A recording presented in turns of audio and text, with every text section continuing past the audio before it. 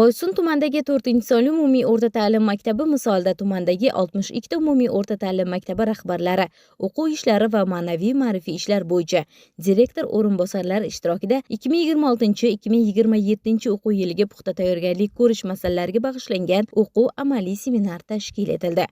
Boysun tuman maktabgacha maktab ta'limi bo'limida hozirgi vaqtda 62 ta maktabimiz faoliyat yurityapti. 2026-2027 o'quv yiliga barcha maktablarimizda hamda davlat maktabgacha ta'lim muassasalarini tayyorlash bo'yicha bizda hozir amaliy ishlar olib borilyapti. Xususan shu maktablarimiz ichidan tumanimizdagi Chorchinor mahallasida joylashgan 4-umumiy ta'lim maktabi hozirgi vaqtda investitsiya, davlat dasturi, mahalliy byudjet hamda tashabbusli byudjet asosida pul mablag'lari ajratib berildi va mukammal ta'mirlandi. Hozirda hech qanday bir o'quv yiliga tayyorgarlik bo'yicha bajarilmagan faoliyatlar qolmagan, to'liq maktabimiz shay holatga keltirilgan.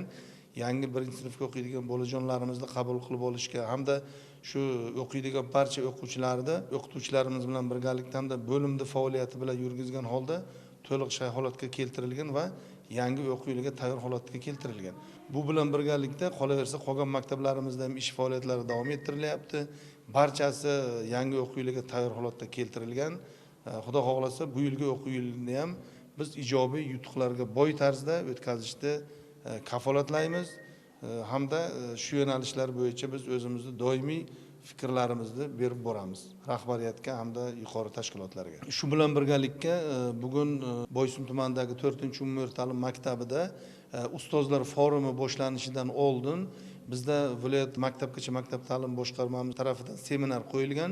Bugun o'quv ishlari bo'yicha direktor o'rinbosarlari hamda ma'naviy ma'rifiy ishlar bo'yicha direktor o'rinbosarlarini 4-maktabimizga yig'ib o'sha yerda amaliy seminarni tashkil qildik. Seminarimiz ko'tarinki ruhda o'tkazildi. Trener o'qituvchilar biriktirilgan edi. Shular bilan shu o'rgat tavsiyasi, qolaversa qolgan uslubiy tavsiyalar bilan ishlab chiqib, fan metodistlari, uslub birlashma hamma maktabgacha maktab ta'lim bo'limini asosiy faoliyat yuritayotgan xodimlar bilan birgalikda amaliy seminarni ko'tarinki ruhda o'tkazib yakunladik bugun. Seminar davomida yangi o'quv yilini munosib kutib olish, ta'lim muassasalarida xavfsiz va zamonaviy muhit yaratish hamda mavjud imkoniyatlardan samarali foydalanish yuzasidan qator amaliy masalalar muhokama qilindi. Boysun tumanida 4-umumiy o'rta ta'lim maktabi jihozlash tomonidan ham, metodik yordam tomonidan ham barchasiga tayyorlandi. Obodonlashtirish ishlari olib borildi. Maktabimiz to'liq yangi o'quv yiliga tayyor. Men bu maktabga 1 yil bo'lishiga qaramasdan ishga kelganimga, men bu maktabga juda yaxshi ko'nikib ketdim. Ustozlarning yordamlari, rahbariyatning yordamlari menga juda katta yordam berdi. Undan tashqari prezidentimiz Shavkat Mirziyoyev aytgandek, yoshlar kelajak bunyodkorlari deb bejizga aytmagan.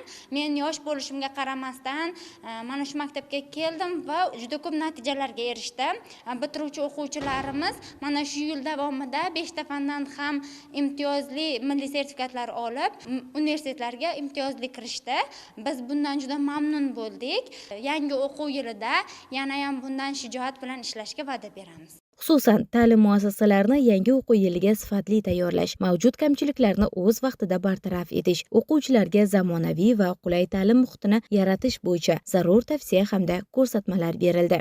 Men Boysun tuman 4-sonli umumiy ta'lim maktabiga 2025-2026 o'quv yilida boshlang'ich sinf o'qituvchisi sifatida ish faoliyatimni boshladim. Ushbu o'quv yili davomida malaka test sinovlarida 2 va 1 toifalarni qo'lga kiritdim. Bundan tashqari ona tili adabiyotdan milliy sertifikat sinovlarida B darajali milliy sertifikat sohibasi bo'ldim. Malaka test sinovlarida 1 toifa bilan bir qatorda 70% ustama sohibasi bo'ldim. Va men ushbu yutuqlar bilan cheklanib qolmasdan, ushbu o'quv yili davomida yana o'z ustimda ishlashga va bundan-da yuqori natijalarga erishishga harakat qilaman. Mazkur seminar maktablar o'rtasida ilg'or tajribalarni ommalashtirish, o'zaro fikr almashish va yangi o'quv yilini yuqori saviyada boshlashga xizmat qilishi bilan ahamiyatlidir.